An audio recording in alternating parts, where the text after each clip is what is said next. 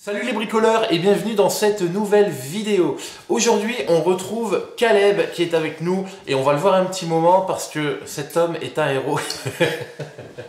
Il s'est... Ah non, c'est pas lui. On va le voir un petit moment parce que beau-frère exceptionnel, il a posé 2 semaines de congé pour pouvoir venir m'aider et bien avancer. Donc on va essayer de taper dedans. L'objectif de cette semaine, on va finir ce qu'on avait commencé la semaine dernière, à savoir finir tout ce qui est placo. Donc là, dans la salle de bain, on a un petit banc à réaliser en placo qu'on va faire tout de suite. Mais ensuite, on a tous les petits bouts, on a la porte à mettre entre les deux pièces, faire la pièce d'à côté. Parce que l'objectif, c'est que fin de semaine, on puisse passer une passe d'enduit dans les deux pièces, plus le dressing, plus la salle de bain. Donc, il ne faut pas qu'on perde de temps. Allez, c'est parti!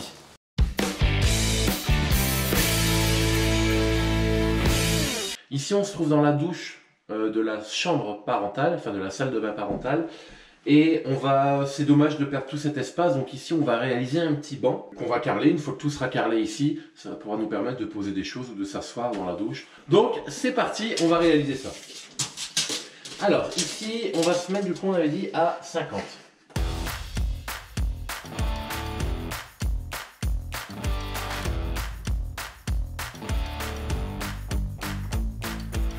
Maintenant, l'important, comme c'est dans une douche et que c'est un banc de douche, l'idée c'est de ne pas le faire droit et surtout pas dans ce sens-là. Il faut lui donner une légère pente vers l'avant pour que l'eau qui pourra éventuellement, pour que l'eau qui coulera sur le banc, naturellement, va vers le receveur de douche. Donc pour ça, c'est simple, tu mets ton niveau, 2 niveaux, hop. Donc là, je trace ma ligne de niveau. Et généralement, on dit qu'on met 1%. Donc c'est simple. Tu mesures. Là, j'ai 40. Donc je baisse de 4 mm. Bon, là, je vais baisser de 5 mm.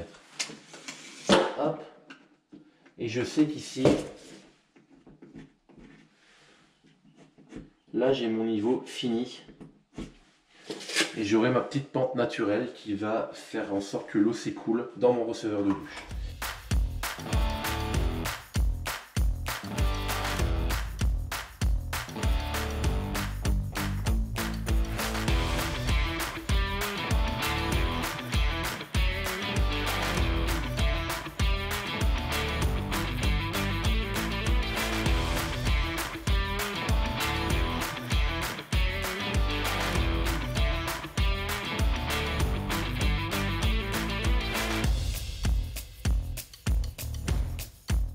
La structure est faite, ce qu'on va faire, c'est qu'on va quand même, j'ai pas forcément confiance dans le mur qui est derrière, même si on l'a vissé, on l'a collé. On va rajouter une structure ici en dessous, du haut en bas, pour soutenir vraiment le poids. On a plein de chutes de rails, c'est toutes des petites chutes de rails de montant. Je préfère les mettre maintenant, plutôt qu'une fois que tout est fini, enduit, carrelé, me rendre compte que le banc il s'affaisse un petit peu. Donc on va renforcer ici, on a de la place, et ensuite on mettra l'isolation et on pourra plaquer.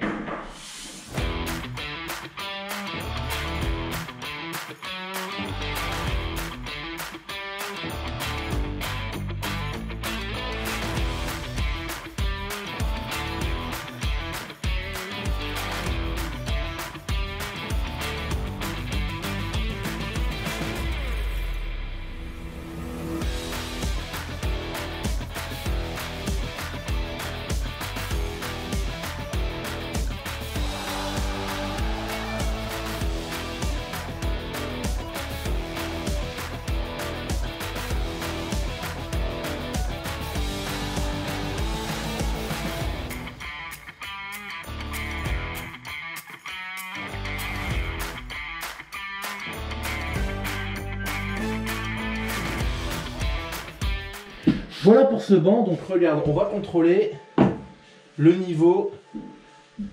On voit bien que pour être de niveau, je dois être comme ça. Donc on a bien nos 5 mm ici, donc on a 1% de pente. Donc l'eau qui coulera ici va naturellement couler dans le receveur de la douche. Mais ça ne nous empêchera pas de poser des produits ici sans qu'ils ne tombent. Et on est ici de niveau parfait. Donc on a super bien isolé avec toutes des chutes de laine de verre, donc autant en mettre, on a plein de chutes. Autant en mettre trop que pas assez, parce qu'on est quand même sur un mur extérieur. Ici, par contre, on n'aura pas d'isolation. C'est pas grave, c'est pas pour ça que ça va refroidir toute la maison. Donc pour cette partie-là, c'est fini. On passe ailleurs. Maintenant qu'on a fini le banc de la douche, on va enchaîner sur la pose du bâti de porte. On le fait en time-lapse, je t'ai déjà montré la semaine dernière rapidement comment on fait. Donc c'est la même chose et on va pouvoir finir ce côté-là.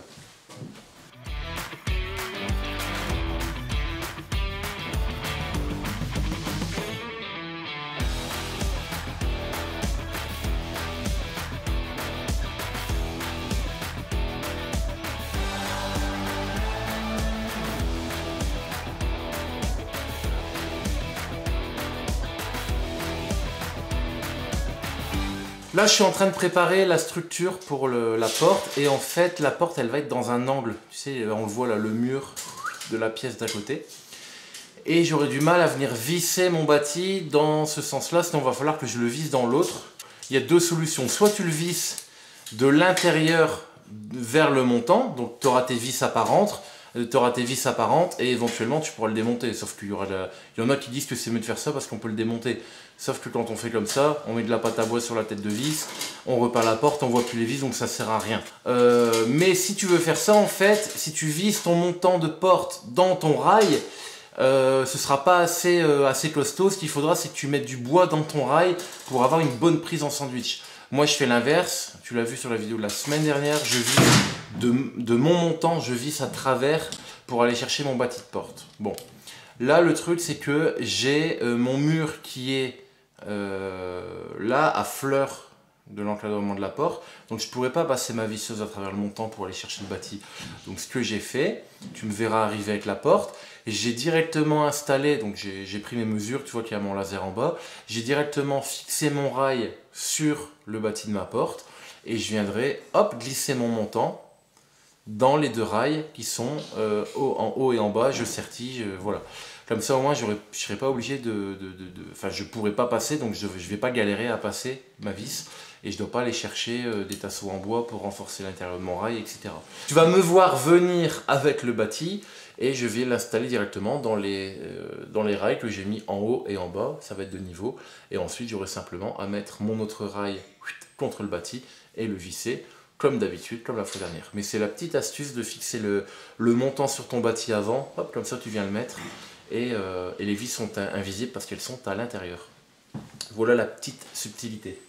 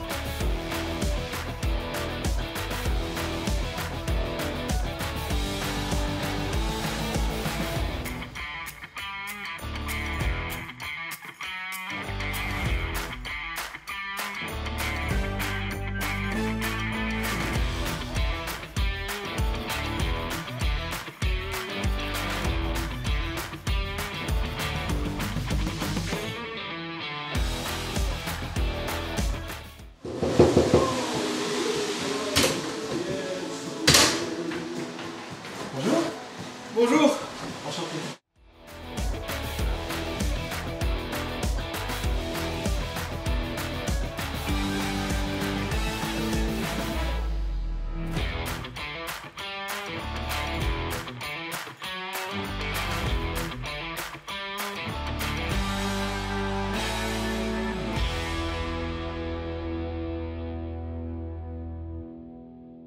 Ça y est, on a terminé la chambre. Alors regarde, c'est vraiment, c'est génial parce que ça fait un moment qu'on est dessus.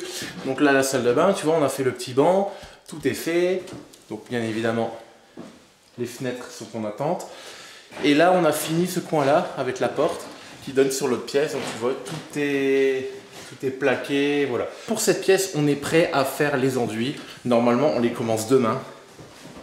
Et là, regarde, on est en train de faire la deuxième chambre. Donc Caleb est en train d'isoler. Regarde, je vais te montrer. Hop. Là, ici, on est sur un système Optima parce qu'on est sur les murs extérieurs. Donc on a, regarde, une isolation. Hop. On a une bonne isolation en 140. Et par contre, sur les murs comme ça, sur les cloisons entre chambres, on est sur du montant, du rail montant style, et on isole. Alors c'est une petite isolation hein, parce qu'on isole de deux côtés. On avait un mur, mais le mur c'est un mur en plâtre, c'est de la brique creuse. Dès qu'on perce dedans, la brique se casse. Enfin, franchement, c'est une merde. C'est pas bien isolé phoniquement. Donc on réisole avec une petite couche d'isolation. Ça nous permet de passer, regarde, l'électricité. Donc là, on peut passer tous les câbles derrière. Et en fait, c'est ça que je voulais te montrer, tu vois, le plan qu'on avait vu la fois dernière. Alors regarde, j'ai imprimé le plan avec toutes les prises et les interrupteurs. Et comme ça nous permet de savoir où passer nos câbles. On a nos câbles de prise là, paf, paf, paf, on enchaîne. Et ensuite, il nous restera ce mur-là, qu'on enchaîne en time-lapse avec la porte. Et on espère finir aujourd'hui, sinon demain matin. Et ensuite, on enchaîne par les enduits parce que l'objectif, c'est de pouvoir enduire ces deux pièces. En tout cas, la première passe, c'est de pouvoir les enduire aujourd'hui. Demain. On va pas essayer d'aller trop vite. C'est pouvoir les enduire demain. Et comme ça, on aura vraiment un bel avancement. Caleb, rien à dire? Tout va bien? Tout va bien. Allez, on y retourne.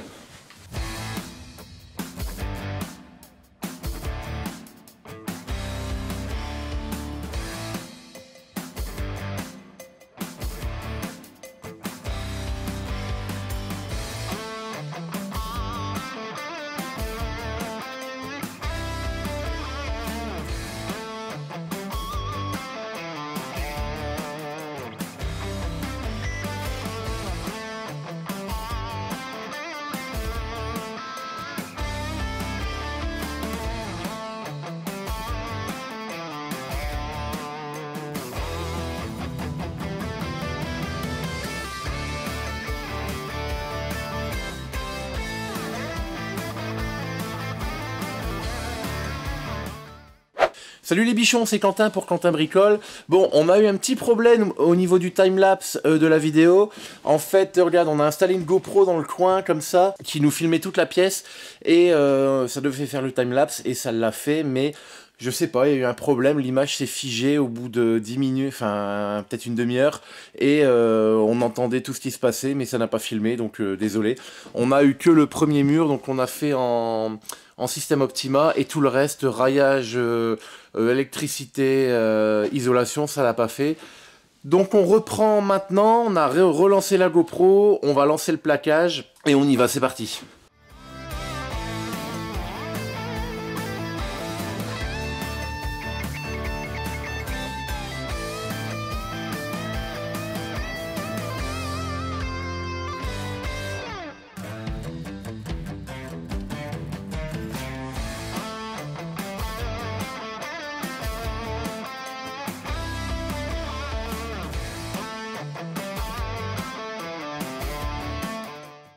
Yo les bricoleurs, donc du coup, où est-ce qu'on en est? Regarde, on avait mis la GoPro là dans le coin et elle filmait, pour que tu te repères, cet angle de vue là à peu près.